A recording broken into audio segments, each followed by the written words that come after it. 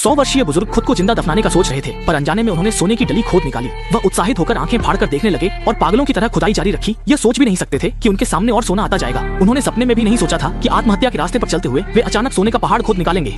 बुजुर्ग ने उत्साह में अपना मुंह ढक लिया, डरते हुए कि कहीं उनकी आवाज इस अचानक मिली खुशी को तोड़ न दे।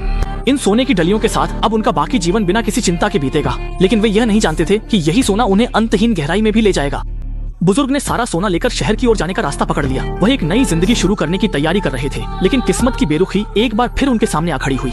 एक हारे हुए नाजी सैनिकों का झुंड उसकी राह में आ खड़ा हुआ और जैसे ही सैनिकों ने सोना देखा वे तुरंत उसे छीनने लगे। बुजुर्ग को गुस्सा आया, लेकिन इतने सारे सैनिकों के सामने वह चुपचाप सहन करने के अलावा कुछ नहीं कर सका। लेकिन उसकी उम्मीद के विपरीत सैनिकों ने इतनी बेरहमी दिखाई कि न सिर्फ उसका सोना छीन लिया, बल्कि उसकी प्यारी छोटी कुतिया को भी नहीं बख्शा। यह सब देखकर बुजुर्ग का गुस्सा पूरी तरह भड़क उठा।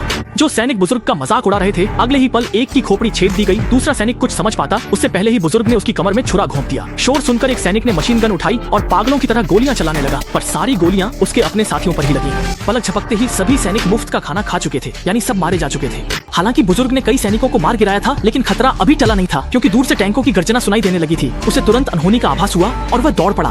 बुजुर्ग के भागने की दिशा को देखकर अधिकारी ने तुरंत पीछा नहीं किया, क्योंकि उसे पता था कि आगे वही इलाका है जहां उन्होंने बारूदी सुरंगें बिछा रखी थी।